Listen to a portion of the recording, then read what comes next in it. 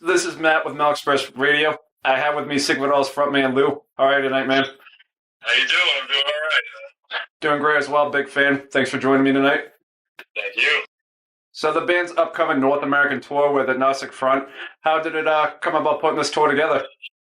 Oh my God, this goes way back for years. Even before the whole COVID thing. I'm talking, gotta be 10 years we've been talking about this, and it was always the bands that were thrown around. They were going to call it one time New York's Finest, then it was going to be Us AF and Murphy's Law and Madball, and then it was just Us and Madball, then it was going to be AF and Us, and it was all, but nobody could get it together. Like when we were ready to do it, AF was on tour, or Madball was in Europe, and the same thing with when they were ready to do it, we weren't ready. So it all just fell together. And how does it feel to have like both AGNOSTIC FRONT and Sick of It All? I mean, these are two bands that have been together for over 30 years. How is it just to have this tour being put together and still drawing people out 30 years later? It's exciting. I hope it draws well. I hope people are excited. It's funny, if we had stopped and came back, this tour would have sold out in a second. If we had all taken a hiatus and then did a reunion tour, this tour would have been sold out already. But we were bands that constantly play, constantly tour, and the thing of it is that made us better. I mean, we're probably even better than when we were 10 years ago. Same thing with AF, more energy, more excitement, it drives us. And obviously, I know you have a long relationship with AF. Have you been close to them ever since the unfortunate news to their singer Roger has come about with his illness? Yeah, well, we're all friends and we all keep in touch. That's another reason we were supposed to do the West Coast last September, even through the COVID shit, but AF couldn't do it because Roger was going through his chemo, and Roger asked us, he goes, "Can you please wait, because it would mean so much if we do it together." And of course we were like, sure, but that's the way it goes. We've always looked up to AF. It was the band that made me fall in love with hardcore. I liked hardcore. I liked a lot of English stuff back in the day. And Armine turned us on to AGNOSTIC FRONT, and we were kids who went to CBGBs and saw AF Victim in Pain, like Homecoming show. And from that moment on, I was like, fuck this, it's hardcore all the way. And since July of 2021, when a lot of restrictions were starting to ease up, I know Sick of It All has been pretty active playing shows. I know you did the House of Blues in Boston to benefit Stu that used to play in the band Bane. Yeah. And I know after that, Sick of It All also did like a lot of East Coast shows. So how has it been just getting out and playing again since restrictions have been easing up? It's all right. I mean, we sacrificed a lot during COVID because we were offered shows at like a hometown show, and they were like, "Oh, it's okay if the band's not vaccinated, or not if the whole band's not vaccinated, but every person coming through the door has to be vaccinated." And it didn't sit right with us, no matter what each band member believed in, or take on it was. We didn't want to sit there and force our fans to do something they didn't want to do, or not do something, So we passed up on a lot of, good hometown shows, and so it was nice to get out. We tested the Lord. We did the Stu thing because Stu had asked us before he passed to do it. And it was really bittersweet. It was hard. It was hard to, try to keep the excitement and energy. We played the way we normally do for Stu, but it was weighing heavy on us that he wasn't there, But then we, like I said, we tested the waters. We did a couple of small shows in Connecticut and Rhode Island. It just turned out great. It's been just over 3 years since the band's last album, Wake the Sleeping Dragon. Have you been writing new music with the band or anything, or? Yeah, well, mostly Pete, my brother Pete, has been writing. He's got like 30-something songs, and it's funny because you think, 30 songs, it's got to be a lot of filler. He's got killer.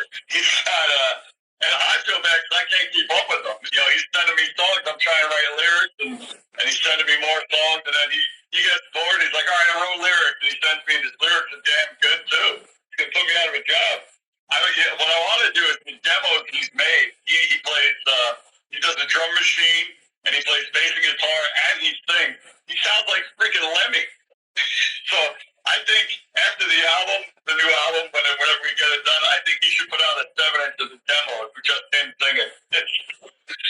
Yeah, it sounds awesome. Do you feel like a lot of this was done with the time that you and your bandmates had in quarantine? Yeah, Pete was really, like I said, terrific with it, and then I would sit there and try to write lyrics. But you know, it's also you're so taken out of your element and a little defeated because it was like when it first hit, it was like, okay, it's only going to be for 2 months, and then everything's back to normal. Then the shows that were 2 months down the road, they get postponed, and it kept going for 2 years, almost 3 years of all of our shows being pushed back another 6 months, pushed back another year. The tour with AF was supposed to be done, 2 years ago. So it was very soul crushing. But then, like I said, Pete found a way to turn that into energy to write, and that's what I've been doing lately. I've come out of my funk and be like, what am I doing? I gotta wake up, What do you see as far as plans for the band after the AF tour? We have a bunch of European shows, which is good because we haven't been there again for almost 3 years. And we're still writing. Me and Pete have been demoing back and forth. We go up and meet up. Craig has a farm in upstate New York, and we all meet up there. We jam on the new songs, and we all add input to them. So that's been good. And hopefully that's going to continue through the summer, so I don't have to work a day job anymore.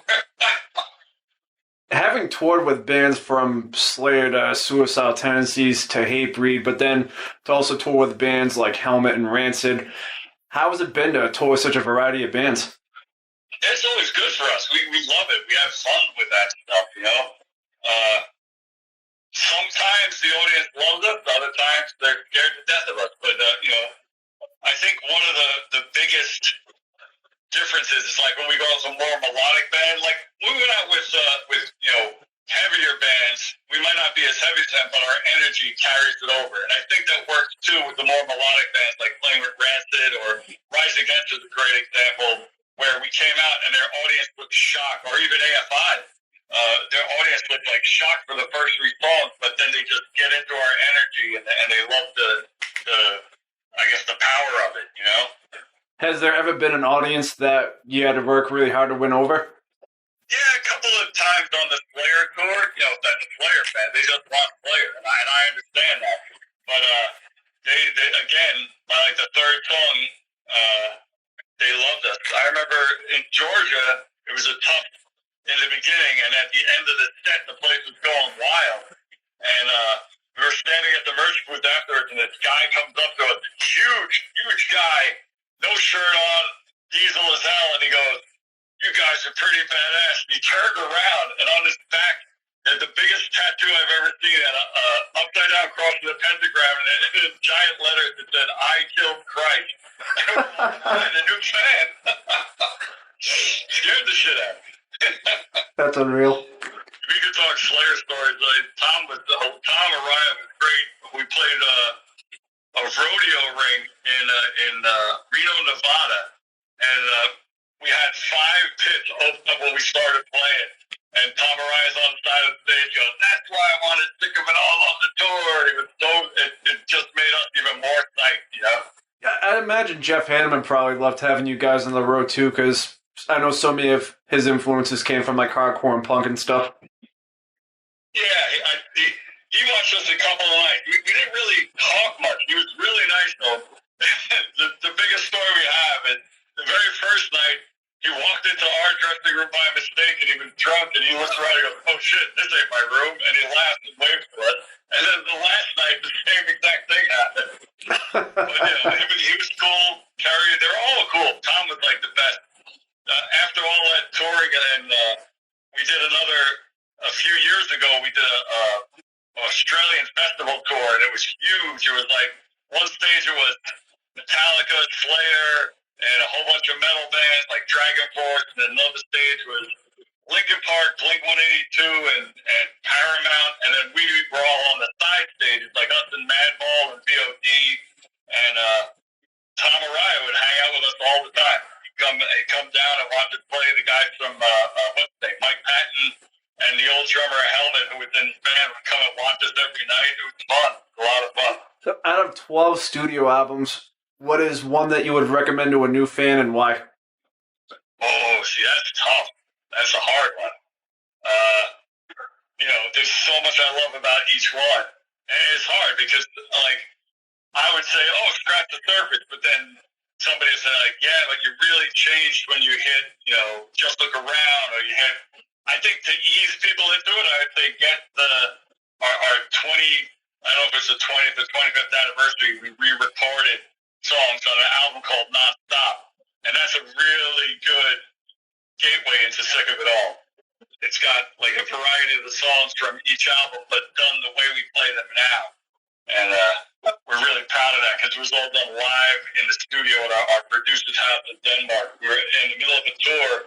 We had 5 days off. We went in and we recorded the whole fucking album in 5 days.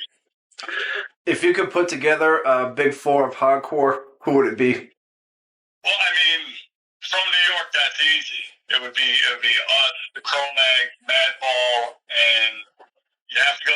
Is the hard choice between Murphy's Law and the Cro-Mag. But since the Cro-Mag's all splintered into two bands, I would say Murphy's Law. But you have so many great bands. You could go Negative Approach. You could go, from Boston. You guys got, you had the whole giant scene that was up there. So big. But for the big New York, yeah, it would be the four that I mentioned. Yeah, with Boston, you could talk about Slapshot, Sam Black Church. Oh my God, yeah. Okay. Lots of great fucking bands off there. We always had great time. I loved Wrecking Crew. What else did they?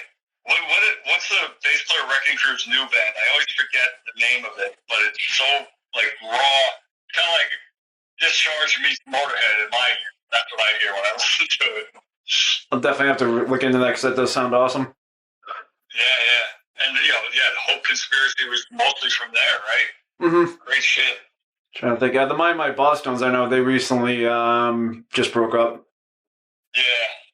They were good guys, too. That was another band that nobody would think we would go over with their audience, and they were like, we want Sick of It All, and we played, like, a bunch of East Coast shows with them, and it was so much fucking fun, Mm-hmm. We got to be good friends. We did the 97 Warped Tour together, and that was a great tour as far as camaraderie. It was like every night hanging out with us, the Mighty Bosstones, Social Distortion, Pennywise, and we would just hang out and cause trouble and have fun.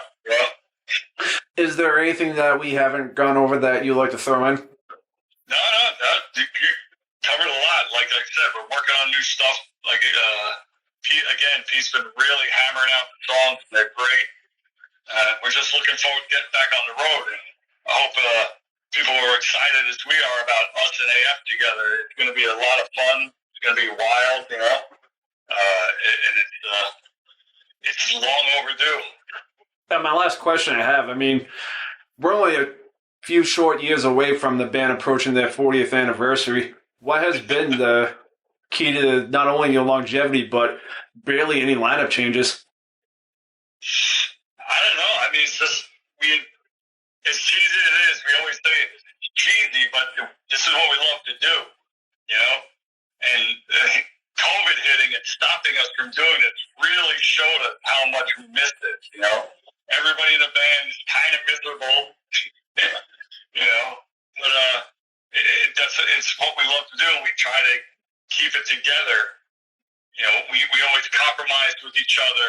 We don't fight over shit. We don't fight over money.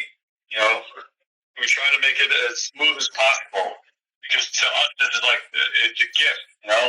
We get to travel the world. We get to play. We get to meet people from all over the place. It's amazing. That's about all the questions I have for you. Thank you so much again for your time. Really looking forward to the upcoming tour with Agnostic Front, and I hope that you, the Sick of It All camp, and the AF camp all stay safe and healthy on the upcoming tour. Thanks a lot, man. Thank you. Yeah.